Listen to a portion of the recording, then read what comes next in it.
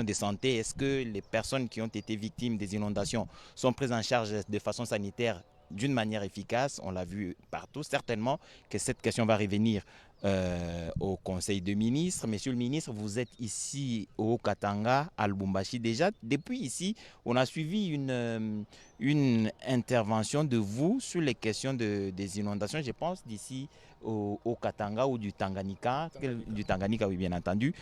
Les populations qui sont victimes de ces inondations peuvent être rassurées que ces questions de santé publique sont prises en charge pour éviter la propagation des maladies hydriques et des épidémies qui peuvent en découler. Merci beaucoup. C'est clair que notre intervention à nous n'est pas holistique. Nous n'intervenons pas sur tous les aspects de la crise humanitaire, parce que vous savez que la crise humanitaire, bien entendu, elle débouche sur des problèmes de santé publique, mais débouche aussi sur les délocalisations, et débouche aussi sur le manque d'habits, et débouche aussi sur le manque d'aliments, et débouche sur beaucoup de facteurs. Mais dans tous les cas, tous ces facteurs concourent à ce qu'il y ait des problèmes de santé publique.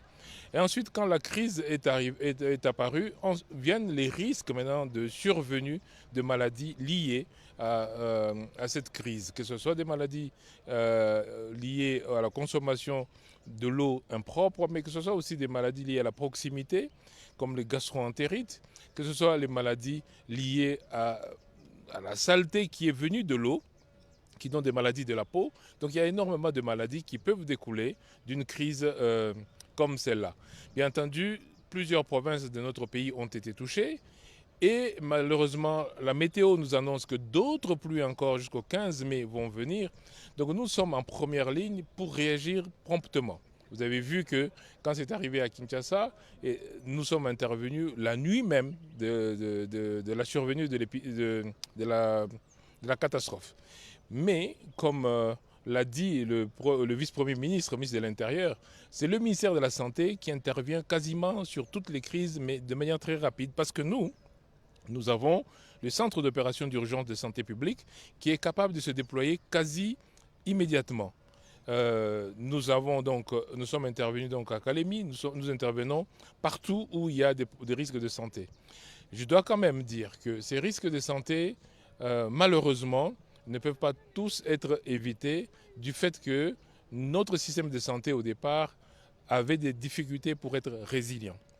Mais nous améliorons parce que, comme j'ai dit, nous avons maintenant une capacité d'intervenir immédiatement. Avant, il fallait d'abord constituer les équipes.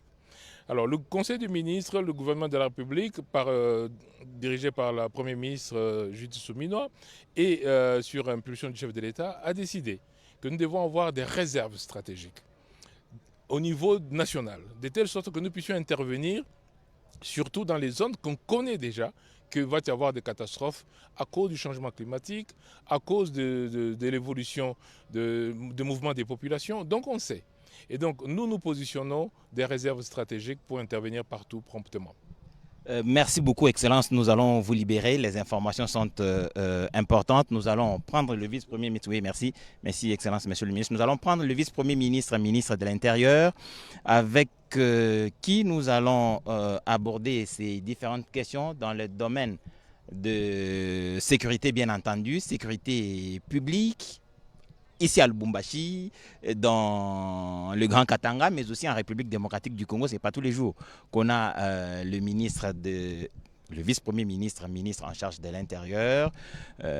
Bonjour, Excellence. Bonjour, bonjour, bonjour à vos auditeurs. Merci, Excellence. Vous avez participé à la réunion du Conseil de sécurité ici, dirigée par le président de la République. Qu'est-ce que vous pensez que la population peut retenir de cette réunion de sécurité?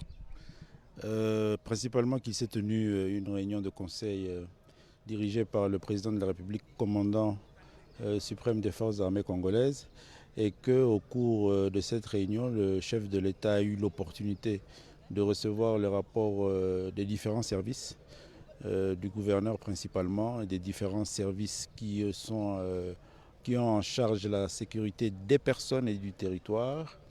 Ils lui ont fait l'état des lieux, et qui peut se résumer dans ce sens que la province est dans un état sécuritaire relativement calme, mais c'est vrai qu'il y a certaines activités et présences d'insécurité. dans certains territoires avec certains groupes armés. Et les forces de sécurité sont sont sur ces dossiers-là, en phase de neutraliser ces différents groupes. Il y a aussi la situation. Et les forces de sécurité sont sont sur ces dossiers-là, en phase de neutraliser ces différents groupes. Il y a aussi la situation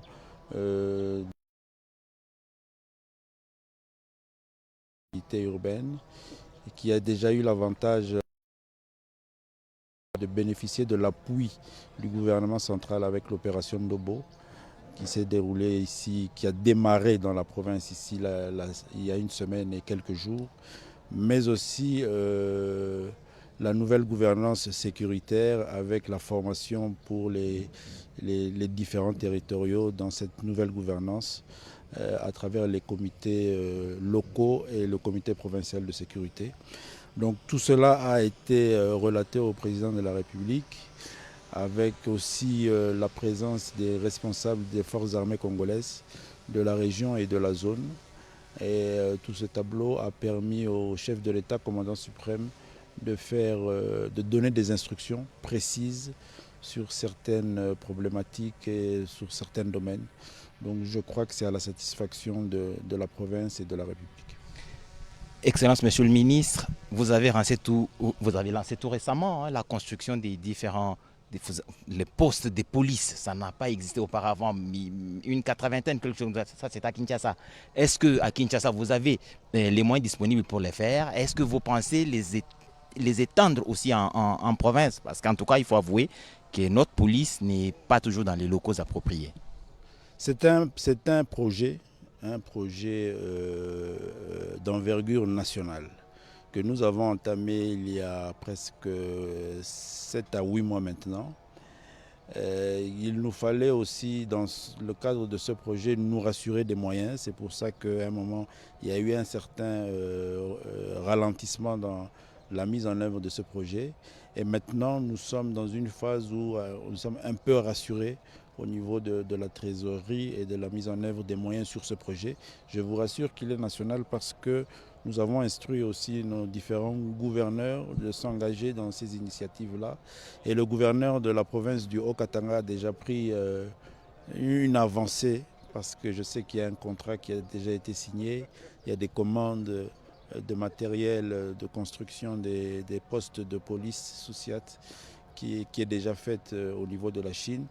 Donc nos populations de la province du Haut-Katanga verront très prochainement ici la mise en œuvre de ce projet et ça se fait dans toute la République. Je dois rappeler ici que nous sommes en train dans la mise en œuvre de la présentation du projet de loi de programmation de la police nationale congolaise 2024-2029 qui s'étale sur 5 ans. Et dans ce projet de loi, il y a aussi cette nécessité de renforcer la police, surtout dans son cadre de travail, ses moyens de fonctionnement, son matériel pour être une police effective, proche des citoyens. Et une fois qu'on aura fait passer cette loi, on aura encore plus de moyens. Mais je rassure vos téléspectateurs que tous nos projets sont des projets nationaux parce que la police, elle est nationale et la question sécuritaire, elle est nationale. Bon, une petite question de curiosité avant de vous laisser partir, Excellence. Vous avez fini la formation sur ce conseil de sécurité territoriaux ou locaux et les comités locaux de sécurité. Est-ce que ce sera quoi la prochaine étape après le Lubumbashi? Vous avez été dans le Congo central, vous êtes dans le Haut-Katanga. À Kinshasa, nous avons été dans le Congo central. Nous étions il y a une semaine et demie dans la province du Haut-Katanga. Nous avons sur notre calendrier le Kwilu pour les jours qui viennent, le Kwilu, la province de la Chopo, la province du Lualaba et la province du Kasaï. C'est les prochaines dates. Mais nous allons faire toute la République pour former, comme il se doit, tous nos territoriaux sur cette gouvernance sécuritaire, la nouvelle gouvernance sécuritaire de la République démocratique du Congo. En tout cas, merci beaucoup, Excellence, pour votre disponibilité et pour toutes ces informations à nos téléspectateurs. Merci. Téléspectateurs de la radio-télévision nationale congolaise, vous êtes en train de suivre les échanges que nous avons avec leurs excellences, messieurs les ministres qui ont chacun des responsabilités dans les secteurs spécifiques de la République démocratique du Congo. On venait d'avoir le vice-premier ministre de l'Intérieur. Maintenant, nous allons avoir Julien Paluku, qui est ministre du Commerce extérieur. Bonjour, Excellence. Bonjour. Il y a si j'ai bonne mémoire, ça doit être mercredi ou mardi où il s'est clôturé. Oui, c'est clôturé la réunion des ministres africains en charge du commerce extérieur à Kinshasa. C'est une activité ouverte par le président de la République qui a même proposé que les autres institutions de la ZLECAf, zone de libre-échange continentale africaine, que certaines institutions peuvent être reçues par la République démocratique du Congo, accueillies par la République démocratique du Congo. Déjà, quelles sont les impressions que vous avez après avoir organisé cette activité où il y a eu plusieurs ministres des pays africains? Non, le pays a eu l'honneur d'accueillir tous les ministres africains. Vous savez, beaucoup de gens disent que la RDC n'est pas fréquentable. La RDC, c'est un pays qui n'a pas d'avenir. Mais le fait pour la RDC d'avoir sollicité, d'abriter ce grand espace où tous les ministres en charge du commerce, en charge de la mise en œuvre de la zone de libre-échange continentale se retrouvent à Kinshasa, c'est un signal fort que la RDC va être au cœur de la construction de l'unité africaine. Parce que comme on l'a dit dans la réunion des ministres, bien évidemment, si nous ne sommes pas unis, on va nous opposer sur le plan international des pesanteurs que nous ne saurons pas supporter. Je donne l'exemple des États-Unis actuellement. Il y a une hausse des frais de douane sur tous les produits. Pratiquement pour l'Afrique, pour notre pays, c'est 11%. Alors que nous sommes dans l'AGOA. L'AGOA, c'est une loi qui avait été votée par le Congrès américain qui permettait aux produits africains d'être exportés vers les États-Unis sans paiement de frais de douane. Mais maintenant que le président américain donne cette directive-là, eh bien c'est contraire à une loi votée par le Congrès. Et donc la ZLECAf, c'est cet espace-là où nous devons nous rappeler des engagements. Parce que c'est un accord commercial en fait, que nous avons signé avec les États-Unis. Il en est de même avec l'Europe, il en est de même avec la Chine. Vous voyez, tout le temps, c'est des exportations de matières premières. Et quand on voit la valeur marchande que nous tirons de nos exportations, on ne dépasse pas 3% de la valeur marchande. Donc ça veut dire 97% est gagné par d'autres, alors que c'est nous qui en sommes les propriétaires. Donc à travers cette zone de libre-échange continentale, nous allons créer des chaînes de valeur autour de nos matières premières pour que les exportations se fassent autour des matières qui ont subi une certaine valeur et non pas seulement les matières qui sont extraites du sol. Donc cet espace-là est donc l'occasion pour l'Afrique de devoir peser dans la balance internationale pour que notre balance commerciale soit de plus en plus excédentaire. Parce qu'aujourd'hui, lorsque vous voyez la différence entre les importations et les exportations, eh bien, les importations sont supérieures aux exportations. Ce qui fait que même sur le cours des dollars, les taux d'échange, il y a des fluctuations parce qu'effectivement, nous ne rapatrions pas suffisamment de devises. Parce qu'on ne peut rapatrier des devises que lorsqu'on fait des exportations. Par contre, lorsqu'on fait des importations, on amène les devises à l'extérieur. Et donc cet espace-là que l'Afrique veut créer, ou qui a déjà été créé par l'Afrique, qu'on appelle ZLECAf, c'est cet espace-là qui va aider l'Afrique à pouvoir peser face aux autres continents, face aux autres puissances. Et nous sommes 1,4 milliard de consommateurs. En 2050, selon les projections, nous serons 2 milliards d'Africains. C'est une puissance importante qui ne doit pas être négligée dans les rapports commerciaux au niveau international. Excellence, ça c'est le côté positif de la ZLECAf, mais on s'est plaint, on s'inquiète de cette incapacité ou cette impréparation de la République démocratique du Congo en termes d'échange. Si aujourd'hui les frais de douane sont supprimés, est-ce que la République démocratique du Congo est capable en ce moment de supprimer pour les produits africains? Est-ce que la République démocratique du Congo est capable de se suffire à l'intérieur ou d'avoir aussi des produits transformés localement et exportés dans les autres pays africains? C'est pourquoi nous devrions être invités pour avoir des émissions élaborées pour que les gens comprennent. En fait, nous, la RDC, nous avons élaboré une liste de produits qui doivent entrer sans paiement de frais de douane et une liste d'autres produits qui sont exclus de ces démantèlements tarifaires. Nous avons au total plus de 6400, mais de ces 6400, nous avons réservé 209 produits qui seront exclus, c'est-à-dire pour lesquels la direction des douanes, la direction des contrôles, l'OCC et tous les autres services se sont mis ensemble pour évaluer quels sont les produits de grande consommation qui, si on supprime les frais de douane, vont affecter notre budget. Nous avons fait cette évaluation et la liste de ce qu'on appelle les concessions tarifaires a été transmise à la ZLECAf. Je vais peut-être pour les besoins pédagogiques, quand on dit concession, quand on a des négociations, ça veut dire quand vous concédez, c'est-à-dire vous cédez une partie de votre pouvoir pour permettre que les négociations évoluent. Nous aussi en matière commerciale, quand on dit concession tarifaire, ça veut dire nous avons renoncé à la perception de certains frais pour permettre que, évidemment, les produits entrent au Congo ou en sortent. C'est pour permettre que et la RDC et les autres pays africains puissent avoir les pays aux frais qui sont supportables par nos populations. Mais en même temps, ça crée des richesses. Parce que quand il y aura des millions et des millions de tonnes qui entrent ou qui sortent de la RDC, c'est autant d'opérateurs économiques, d'écosystèmes qui se créent autour de cette activité-là. Et donc, même si nous perdons sur les frais de douane, mais nous allons gagner en termes d'impôts. Parce qu'à l'intérieur, il y a l'impôt sur les bénéfices, il y a la TVA, il y a d'autres taxes qui sont instituées par les lois de la République, qui vont compenser ce que nous aurons perdu en termes de frais de douane à l'importation. Et c'est donc tous ces éléments-là que nous devons expliquer à l'opinion pour dire qu'il n'y a pas de crainte qu'en suspendant ou en supprimant les frais de douane, la République va en souffrir. Au contraire, l'activité économique sera intense et les citoyens congolais seront en même temps opérateurs, ils seront en même temps travailleurs, ils seront en même temps entrepreneurs. Merci Excellence pour ces informations. Nous aurons justement le temps de vous appeler pour des émissions beaucoup plus élaborées. Mais avant que vous nous partiez, est-ce que la réunion de la GOA va se tenir? Il y avait des informations selon lesquelles il y aurait la réunion de la GOA à Kinshasa. Oui, nous avons obtenu lorsque nous étions à Washington pour que la prochaine réunion se tienne à Kinshasa, mais avec la nouvelle administration. Parce que là, c'était à l'époque des démocrates. Mais alors, avec la nouvelle administration, nous devons nous retrouver aux États-Unis pour que, avec les nouvelles mesures qui sont sorties, voir qu'est-ce qu'il en est de la GOA. Parce que je rappelle que la GOA, qui est une loi votée par le Congrès en 2015 pour 10 ans, va expirer en septembre 2025.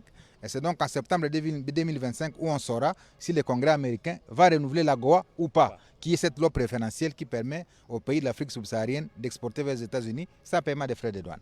Merci beaucoup, Excellence. Merci. Sinon, on vous contactera pour des émissions beaucoup plus élaborées, pour que le ministre explique en long et en large ces spécificités du commerce international. Le ministre de la Communication et Médias, porte-parole du gouvernement, va forcément nous rejoindre sur ces plateaux circonstanciels. Excellence, bonjour. Bonjour, Eddy. Excellence, vous êtes à Lubumbashi pour un conseil des ministres, certainement que vous donnerez à la fin, comme après chaque conseil des ministres, les résumés de ce conseil de ministres. Mais en termes de République, pour l'instant, comment les fronts qui ont été mis en place sommairement fonctionnent? Les fronts. Oui.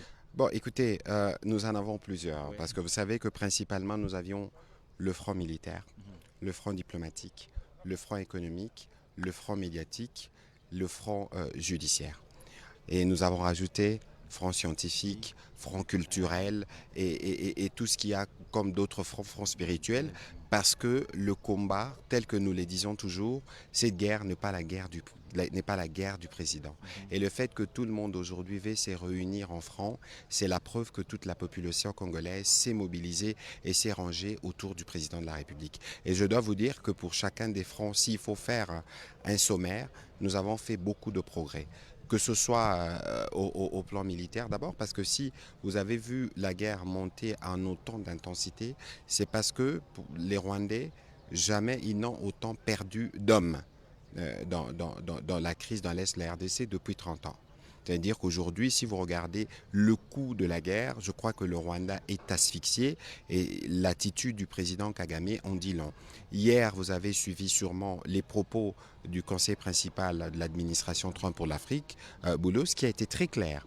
Il a dit que les Rwanda doit sortir ses troupes de la RDC et qui devait cesser de soutenir l'M23. Il a été tellement clair que je crois que c'est tout ce qui s'est dit au plan diplomatique et tout ce qui s'est fait, parce qu'il ne faut pas oublier que les Américains ont sanctionné James Kabarebe, qui passe comme les cerveaux moteurs de toutes les guerres qu'on a eu en RDC, le numéro 2 de fait du régime rwandais. C'est pas rien, c'est c'est aussi tout ça qui met le président rwandais dans un état d'énervement permanent, au point de demander aux uns aux autres d'aller en enfer, à tout ce qui pense aux sanctions.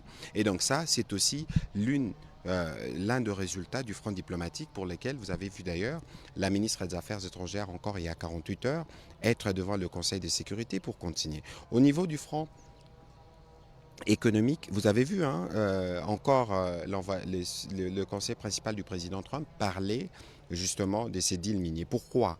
Parce que la guerre qui nous est faite aujourd'hui, c'est une guerre qui est faite pour le pillage. Si vous regardez la structuration du budget du Rwanda, 25% ça vient de l'aide internationale, 25 à 30%, 40% vient des activités illicites dans l'est de la RDC, notamment au niveau de l'or. Si vous regardez dans les dernières décisions qui ont été prises par l'Union européenne, la décision, de mon point de vue, la plus forte était les sanctions contre la raffinerie des Gasoro, qui est une raffinerie d'or dans un pays qui ne régorge pas des ressources, des gisements d'or. Et donc, vous voyez que ça, c'est un pas important et c'est ce qui fait qu'aujourd'hui, le Rwanda est étouffé. Puis nous avons le front judiciaire. Peut-être que beaucoup de gens ne l'ont pas suivi, mais il y a déjà des enquêtes en cours au niveau de la Cour pénale internationale.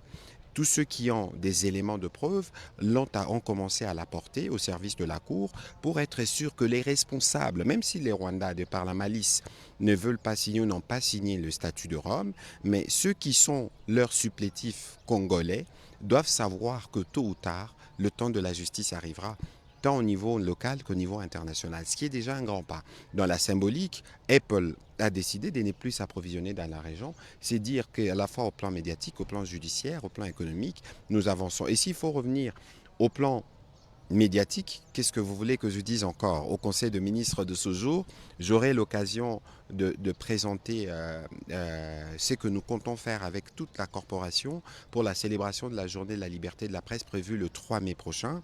Nous allons évidemment solliciter le président de la République qui a instauré ces traditions de venir communier avec les médias, mais surtout de saluer l'implication des médias qui, depuis les débuts de cette guerre, ont fait le choix de la patrie de manière claire. Et c'est avec les médias qu'on a aujourd'hui, entre autres, démonté ce que nous appelons poison rwandais, avec tout ce qui a comme cohorte de fake news, de mensonges, etc. Bon, nous sommes à Lubumbashi, nous aurons sûrement l'occasion demain d'avoir un briefing avec les journalistes de Lubumbashi parce qu'on doit s'assurer qu'eux aussi consolident leur position dans le front contre la guerre.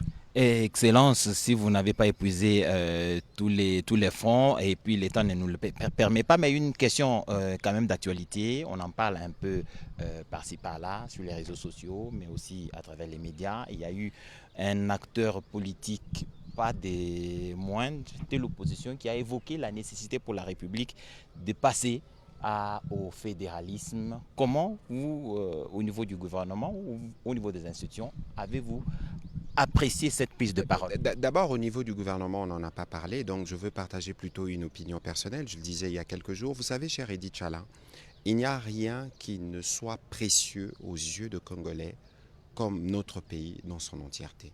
Nous sommes dans un moment de crise où nous voulons d'abord restaurer l'intégrité territoriale du pays. Et c'est vraiment dommage de voir que c'est lui qui a été parmi les principaux acteurs. On veut reparler de Sun City, on veut reparler des discussions qui ont eu à l'époque, on veut reparler des minutes qu'il y a eu à son niveau notamment parce qu'il était à l'Assemblée de la transition où on a préparé la Constitution en cours, venir dans un contexte où il ne s'est jamais prononcé, ni lui, ni son regroupement, de manière claire contre ceux qui nous tuent, ceux qui nous agressent, mais revenir dans un débat après une annonce qui n'a jamais été suivie de faits, je n'irai pas dans le détail, vous savez de quoi je parle, et dire que nous devons aller vers le fédéralisme. Donc ça ressemble bien à ceux qui pensent qu'il n'y a jamais eu meilleur moment pour balkaniser les Congos. Et donc l'idée qui se cache derrière, c'est une idée saugrenue. Et c'est tellement malsain que dans un moment comme celui-ci, les Congolais ont besoin de se sentir unis. La question, ce n'est pas le président Tshisekedi ou son gouvernement. La question, c'est d'abord l'unité nationale. J'aurais voulu entendre de lui et des autres quelles sont les idées qui peuvent mettre dans la table pour que nous allions vers l'unité. Et non pas revenir sur un débat dont je suis sûr que lui-même n'est pas convaincu, parce qu'il a toujours défendu le contraire, en tout cas pour ce qui concerne la forme du pays. Mais bon, c'est aussi ça la politique en République démocratique du Congo. On est habitué à tout voir et par les passés, j'appelais ça comédie congolaise. Merci beaucoup, Excellence. Pour le moment, je vous laisse. Merci, merci. Merci. Donc, amis téléspectateurs, vous avez suivi à tour de rôle ces membres du gouvernement qui sont passés, chacun en ce qui le concerne, exposer plus ou moins brièvement les questions qui sont les principales dans son secteur. Et tout à l'heure, c'était le ministre de la Communication et Médias qui a évoqué quelques éléments des fronts qu'il a mis en place pour lutter contre cette agression rwandaise, mais aussi responsabiliser le citoyen au plus haut niveau, de la base au sommet, de prendre en charge cette question de l'intégrité territoriale. Giscard Koussema, encore un ordre du jour de ce conseil de ministres. Forcément, des éléments sont à notre disposition et quelle en sera justement la substance. Je parle de ce conseil, cette 40e réunion du conseil des ministres. Oui, il s'agit bel et bien de la 40e réunion du conseil de ministres qui se tient ici à Lubumbashi. Et comme on le voit, la salle est presque pleine. D'ici quelques instants, Madame la Première ministre va d'abord entrer avant que le chef de l'État ne vienne ouvrir cette importante réunion du gouvernement. Alors en ce qui concerne l'ordre du jour qui a toujours été établi au niveau du secrétariat du gouvernement, mais passe par la primature puis par le président de la République, plusieurs matières sont inscrites à l'ordre du jour, mais toute réunion du gouvernement commence d'abord par la communication du président de la République, chef de l'État. Par la suite, 7 membres du gouvernement prendront la parole l'un après l'autre pour donner la situation par rapport à leur secteur. Le tout premier, je le dis, c'est le vice-premier ministre et ministre de l'Intérieur, Jacquemain Chabani, qui va présenter au gouvernement l'état de l'administration du territoire. Il sera suivi par son collègue de la Défense qui, lui, devrait également donner des informations sécuritaires et surtout les informations venant d'IFRON. La troisième communication, c'est celle qui est liée à la santé, qui reste aussi une priorité. Quel est l'état épidémiologique en ce moment de la République démocratique du Congo, où la santé de la population de manière générale, ce sera la troisième communication. Et puis viendra le tour du ministre d'État, ministre de l'Éducation nationale et Nouvelle Citoyenneté, qui lui va parler de la prise d'acte de l'installation de la commission interministérielle chargée de l'élaboration de la politique nationale de l'éducation inclusive.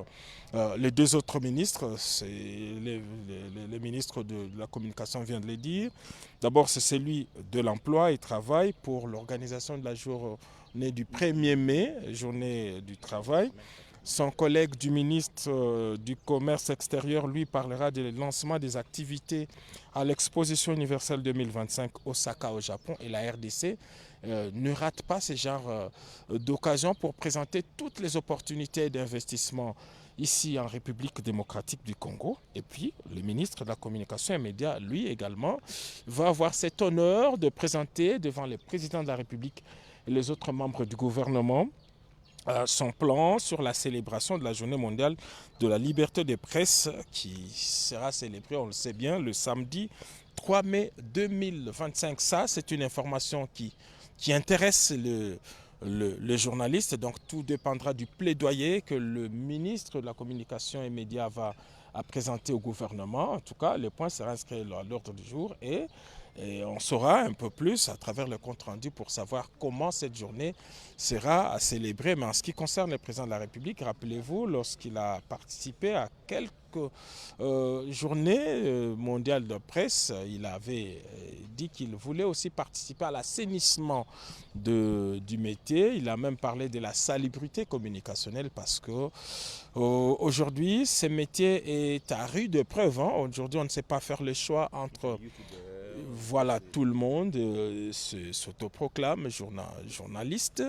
Il faudrait qu'on revienne aux fondamentaux, justement, pour qu'on sache qui est journaliste et qui ne l'est pas. Est-ce que tout usager de réseaux sociaux? Est-il journaliste? Est-ce que le simple fait d'avoir un smartphone et de filmer du brut, est-ce du journalisme? Ou encore tous ceux tradis praticiens qui envahissent les métiers, qui sont dans des animations libres, est-ce que cela aussi mérite d'être appelé?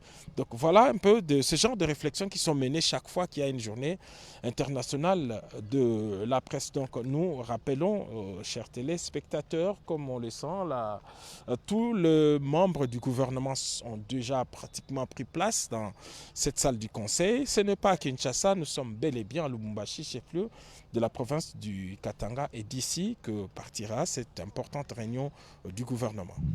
Merci Giscard Koussema. On rappelle que cette salle, c'est la salle de congrès ou la salle de réunion du gouvernorat de la ville. Marc Makolo nous l'a confirmé tout à l'heure. Il parlait de cette salle du gouvernorat où se tient à présent le Conseil des ministres, où va se tenir dans quelques instants le Conseil des ministres. Marc Makolo, j'allais dire, vous êtes à Lubumbashi. Le vice-premier ministre, ministre de l'Intérieur, a parlé de la lutte contre le banditisme armé, l'opération Dobo qui a été lancée ici. Il a parlé de la situation générale de sécurité dans la province. Vous qui y vivez comme journaliste, comment s'est traduit dans la ville les questions d'insécurité ou de criminalité urbaine? Merci bien, Eddy Tchala. La question, elle est vraiment pertinente, mais c'est une affaire de tout le monde. Il y a des stratégies qui sont montées à gauche, à droite, de telle sorte que la ville de Lubumbashi soit en sécurité, partant toute la province du Haut-Katanga. C'est vrai qu'il y a de l'insécurité, on peut en parler, mais de manière relative. Les efforts sont déployés de part et d'autre pour que la quiétude règne. Et c'est ainsi que nous saisissons cette opportunité pour lancer un appel à tout un chacun de pouvoir contribuer aux efforts que déploie le gouvernement central et le gouvernement provincial, en sorte que la sécurité revienne. Et il y a aussi un autre problème, c'est la psychologie compte tenu de la situation générale, mais les efforts sont déployés de part et d'autre.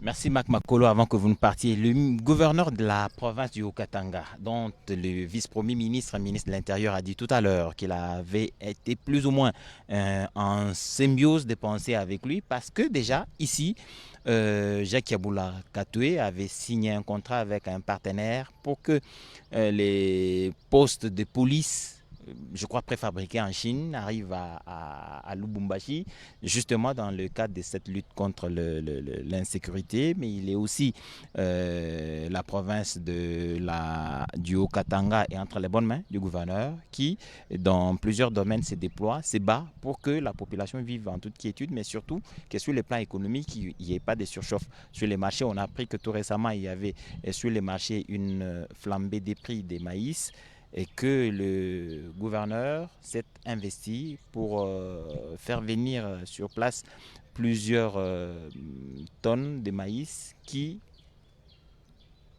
a fait que la présence sur les marchés de cette quantité importante de maïs a fait passer le prix de 80 000 à 40 000 francs. Et si exonération y avait eu lieu, ce serait même à 25 000 francs. En tout cas, selon les informations que nous avons recueillies sur la ville, dans ce domaine-là, des efforts sont fournis. Mais vous qui vivez à Lubumbashi, vous avez toujours un regard assez pointilleux, mais beaucoup plus informé sur ce qui se passe dans la ville. Quand j'ai parlé de l'insécurité, c'est la forme que cette insécurité prend. À Kinshasa, on parle des Kuluna, on parle de ces bandits urbains qui sont passés mettre dans l'art du vol à l'arraché, mais aussi des blessés, les paisibles citoyens. Quand ils veulent attraper un bien appartenant à autrui, ils utilisent les machettes et tout ça. Alors, quand je parlais de la forme de l'insécurité dans Lubumbashi, je voulais un peu avoir une idée, ensemble avec nos téléspectateurs, sur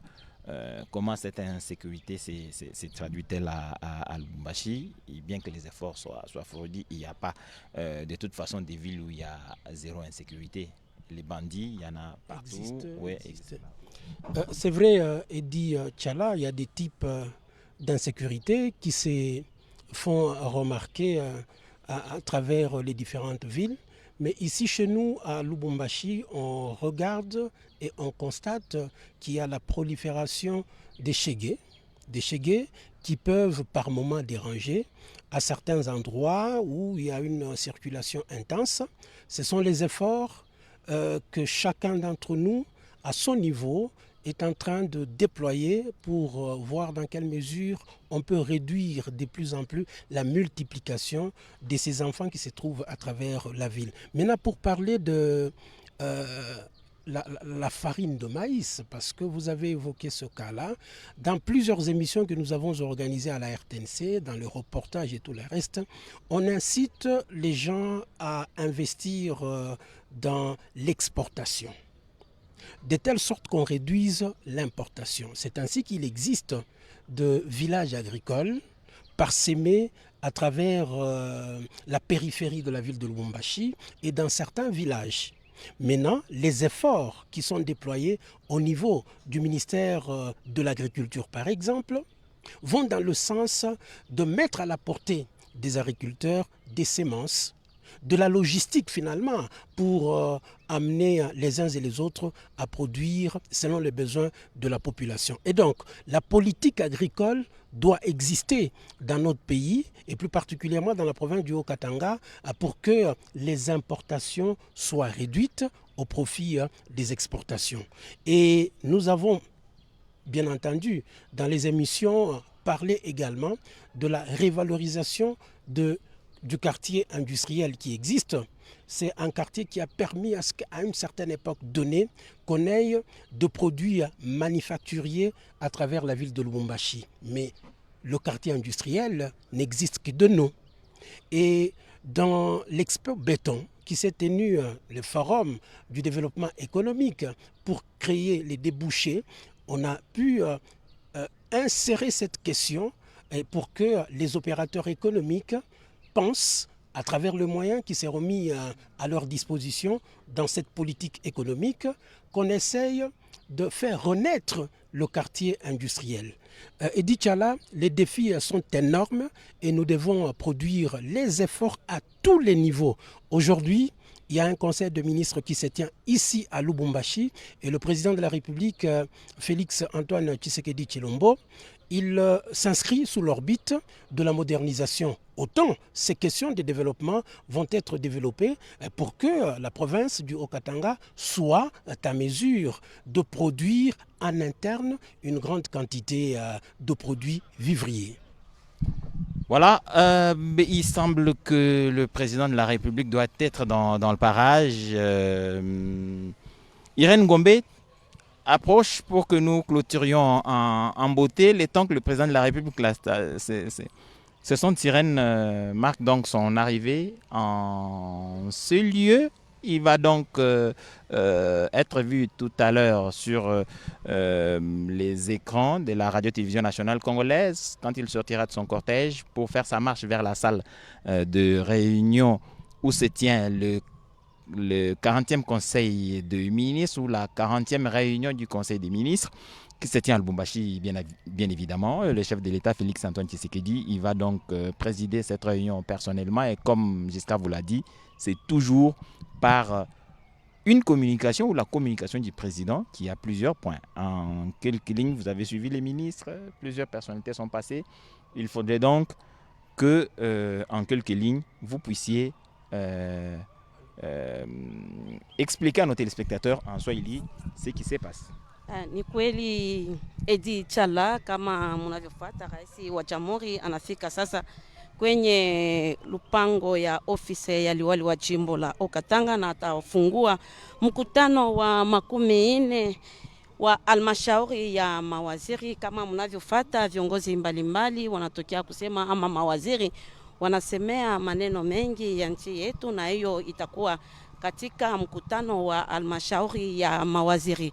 Na kwanza kutakuwa mesali ya rais wa jamhuri atakaye leta mesali hiyo, na baadaye kutakuwa mawaziri mbalimbali. Na kutakuwa mawaziri mbalimbali watakuwa wakisemezea, kama waziri anaohusika na mambo ya ndani ataleta kwa jumla namna inavyokuwa nchi yetu, na baadaye kutakuwa waziri anayehusika na uamzi ama haki, yule atakaposemea kuhusu namna nchi yetu inavyokuwa. Kutakuwa pia waziri anahusika na afya, ataleta maneno kwa jumla ya afya ya nchi yetu. Irène Ngombe, merci. Le président de la République est donc arrivé ici au gouvernorat du Haut-Katanga. Vous voyez son véhicule qui arrive donc pour la 40e réunion du Conseil des ministres qui va se tenir dans quelques heures. Vous avez eu le privilège de suivre sur la radio-télévision nationale congolaise les différents membres du gouvernement qui venaient. Certains sont intervenus sur nos antennes pour donner des détails sur leur secteur respectif.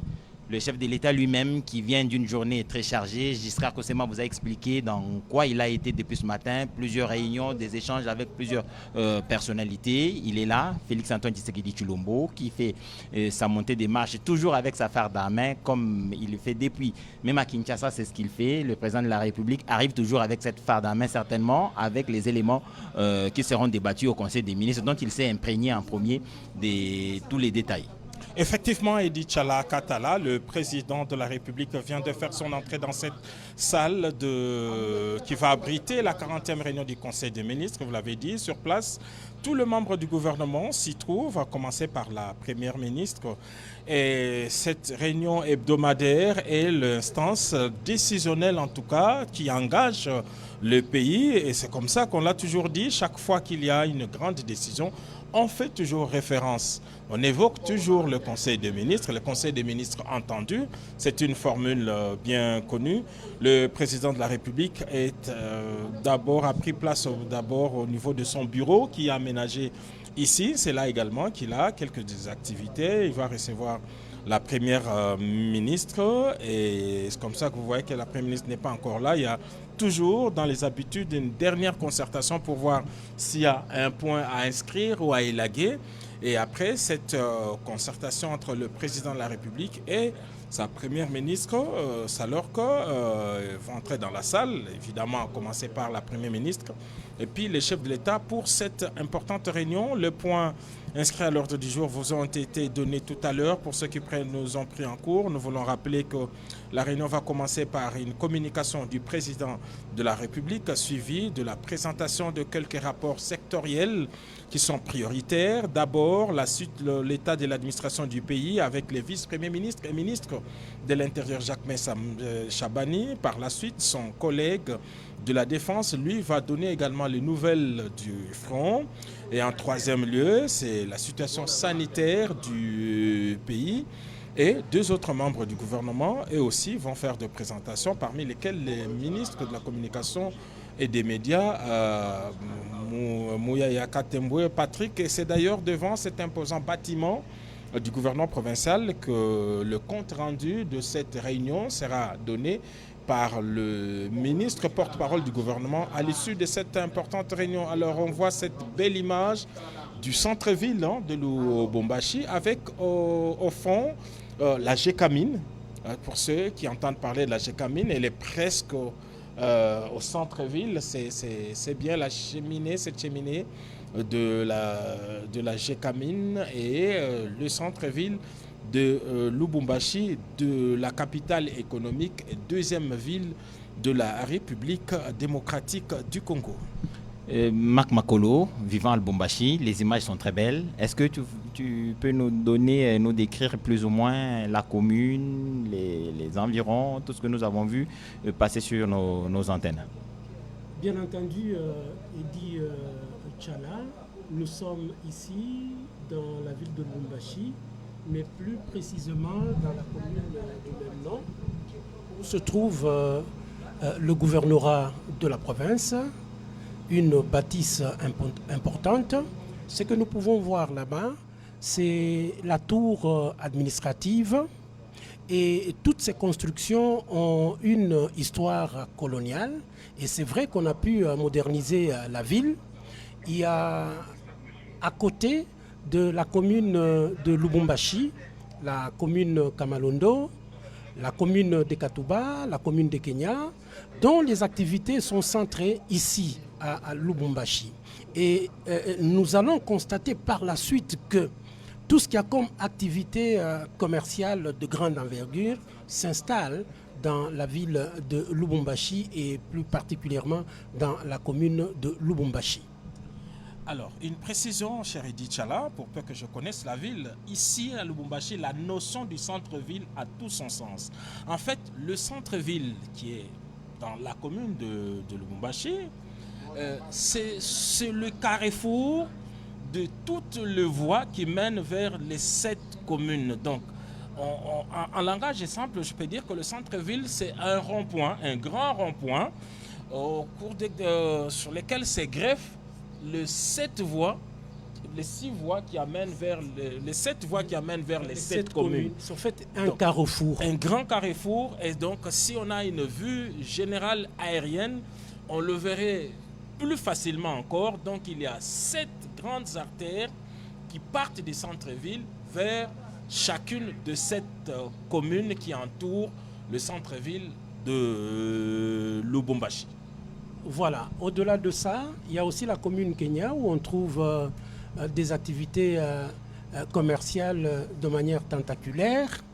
Au niveau de la commune de Roachi, qui est particulièrement caractérisée par certaines industries à caractère minière, il y a la commune de Kamalondo, réputée par son caractère de détente, d'ambiance. Il y a la commune de Katuba où on trouve une grande, je dirais, un grand développement des aspects intellectuels. Oui, Marc Makolo, le président de la République, va d'un moment à l'autre entrer. On attend l'arrivée de la première ministre, signe annonciateur de l'arrivée très très imminente du président dans la salle des réunions. Cette salle qui reçoit aujourd'hui le Conseil des ministres, la 40e de la série depuis l'installation du gouvernement assuminois. C'est dire que le président de la République a tenu de façon intraitable en tout cas, la tenue régulière du Conseil des ministres pour permettre aux membres du gouvernement d'être souvent ensemble, d'échanger sur les questions cruciales de la République, mais surtout de coordonner l'activité gouvernementale pour ne pas que chaque ministre s'asseye dans son coin et prenne des décisions dans son secteur sans tenir compte des décisions qui sont prises par les autres ministres des différents secteurs, parce que l'on sait que la vie humaine est un ensemble un ensemble de secteurs qui se coordonnent de façon favorable pour assurer la paix, la sécurité, la tranquillité publique. Alors cette tenue régulière du Conseil des ministres permet donc au gouvernement de suivre son action sur le terrain dans les différents domaines, selon le Conseil, selon le programme du gouvernement. Il est donc possible de poser la question sur ce qui est fait dans le domaine de la diplomatie. Il est donc facile d'avoir des informations sur ce qui est fait dans le domaine de la promotion de la culture, dans le domaine de l'éducation. Il est plus facile que cela soit fait et éviter parfois de se court-circuiter comme il y a eu dans le passé les questions d'enseignement technique et du ministère de la formation professionnelle et technique. Il y a eu en tout cas dans le passé quelques accrochages sur le terrain, sur les décisions qui ont été prises par un ministre ou un autre. La tenue régulière du Conseil des ministres ou des conseils des ministres permet ainsi d'éviter ce genre de télescopage sur le terrain et des administrations, mais aussi des personnes qui sont commises à offrir ou à rendre le service au public et à la population congolaise en général. Donc en attendant que la première ministre fasse son entrée dans la salle, on était en train de parler de la ville de Lubumbashi, Marc Makolo, en train de nous donner des détails sur cette ville, comment ces 7 communes se développent. Nous en avons 7. La ville de Lubumbashi a 7 communes. Nous l'avons dit, la commune de Katuba, la commune de Roachi, la commune de Kamalondo, la commune de Kampemba. Nous avons également la commune annexe. Mais pour revenir au Conseil de ministres, la 40e édition que le président de la République va devoir présider aujourd'hui, la finalité est de créer la coordination dans la gestion globale de ce pays en vue d'apporter la modernisation. Et donc, les efforts déployés au niveau du gouvernement national doivent être exercer à la base pour que nous puissions avoir des résultats escomptés. C'est un grand honneur que la ville de Lubumbashi ait abrité ce conseil de ministres pour trouver, autant que faire se peut, des solutions aux problèmes d'actualité qui touchent à la sécurité, qui touchent à l'économie, qui touchent à la santé.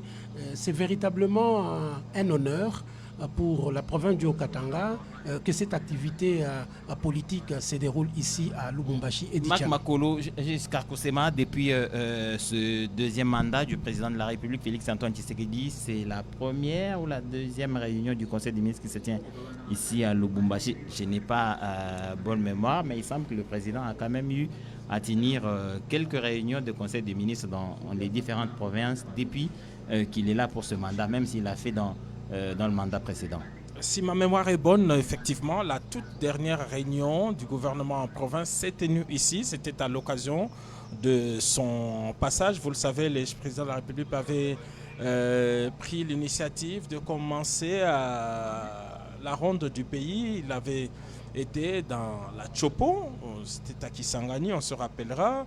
Le président de la République est allé à Isiro, il était dans le Bazouélé, il était ici dans le Haut-Katanga, il était aussi à la Lomami parce qu'il est arrivé jusqu'au centre de Kanyama-KCC. Et toutes les fois, à l'exception de Kanyama-KCC en tout cas, dans les autres grandes villes, les chefs de l'État réunissent toujours le gouvernement. C'est ce qui s'était passé dans les autres provinces. On a couvert le Conseil des ministres qui s'est tenu à Kisangani. Alors l'autre plus grand rendez-vous qui va aller au-delà justement du gouvernement, c'est la conférence des gouverneurs, cette réunion annuelle du président de la République et de gouverneurs de 26 provinces de la République. Alors cette année, par une ordonnance prise par le chef de l'État, cette réunion se déroulera à Kolwezi, chef-lieu de la province de Lualaba. C'est du 10 au 12, le 2 jours au cours desquels tous les gouverneurs des provinces vont également présenter les rapports de gouvernance de leur province auprès du chef de l'État qu'ils représentent par ailleurs. Et à cette occasion également, le gouvernement central se réunira dans le Lualaba. Donc c'est un rendez-vous qui est pris, les jours sont à compter, on est à 1 mois et quelques jours maintenant. Ce sera donc dans le Lualaba. Donc c'est une habitude pour le président de la République, toutes les fois qu'il va en province, il y invite également tous les membres du gouvernement. C'est la gouvernance de proximité, c'est l'occasion pour lui de mettre le gouvernant en face des gouvernés. Plutôt que de se contenter de simples rapports administratifs, le président de la République vient lui-même, non seulement qu'il va palper la réalité, qu'il va constater lui-même, mais il reçoit le rapport également du gouverné à travers les audiences qu'il accorde aux différentes couches de la population. Et puis, il a le gouvernement provincial et le membre du gouvernement. Donc, c'est de cette manière-là que le président de la République découvre la réalité de l'arrière-pays. Et c'est aussi une manière pour lui de faire le suivi de tous les projets provinciaux qui sont financés par le gouvernement central. Alors, l'un des exemples, c'était hier, vous l'avez suivi, cher Eddy, le président de la République, aussitôt arrivé, a donné le coup d'envoi des travaux de modernisation de l'aéroport international de la Luano. Les travaux vont consister à l'élargissement de la piste qui ne sait pas accueillir aujourd'hui des aéronefs de grand tonnage. Il y a l'élargissement de la piste, mais aussi la mise à jour de tous les outils d'aide à la navigation, les outils qui sont au sol. Les travaux consisteront également à la construction d'une nouvelle aérogare, mais aussi l'élargissement du tarmac pour donner à l'aéroport la capacité de recevoir plusieurs avions. Parce que le grand problème qu'on a souvent, c'est celui de pouvoir accueillir plusieurs avions en même temps. Et c'est cela qui a commencé au niveau de Kisangani. On avait couvert cette actualité. On l'a vécu à Isiro également et à Lubumbashi. Donc voilà un peu l'esprit dans lequel, en tout cas, le visite d'itinérance du président de la République se déroule. Donc c'est l'occasion indiquée pour lui d'entrer en contact avec la réalité de l'arrière-pays. Merci Giscard Koussema Makolo. Avant de continuer sur cette description de la situation globale à Lubumbashi, on rappelle quand même que la province du Haut-Katanga, c'est plusieurs territoires et quand le président de la République arrive en pareille circonstance, il reçoit la notabilité, il échange et généralement il est fait toujours avant la tenue de la réunion du Conseil des ministres dans chaque province. Il a les informations sur l'arrière de la province, qu'est-ce qui s'est fait dedans, quels sont les projets qui ont été prévus qui n'ont pas été réalisés, ceux qui sont réalisés à quelle hauteur. Donc c'est une personnalité ou une personne mieux informée sur ce qu'il y a dans la province qui va se tenir devant les ministres, chacun dans son secteur respectif, et ceux qui ont la responsabilité de réaliser un projet dans un secteur ou dans un autre, va avoir devant lui le président de la République qui a reçu les informations de la base et les confronter à ces informations dont disposent les ministres sectoriels. Et là, vous voyez les membres du gouvernement qui s'élèvent, c'est l'entrée de la première ministre qui a forcément fini les échanges avec le président de la République pour faire mettre les points sur les i, comme on l'a dit avant le début de ce Conseil des ministres. L'arrivée de la première ministre confirme donc que dans les minutes qui suivent, le président de la République va donc pouvoir entrer dans cette salle et que le Conseil des ministres pourra commencer. Et pour vous qui nous avez pris depuis le début, vous avez retenu que Giscard Koussema nous a donné l'ordre du jour de ce Conseil des ministres. Plusieurs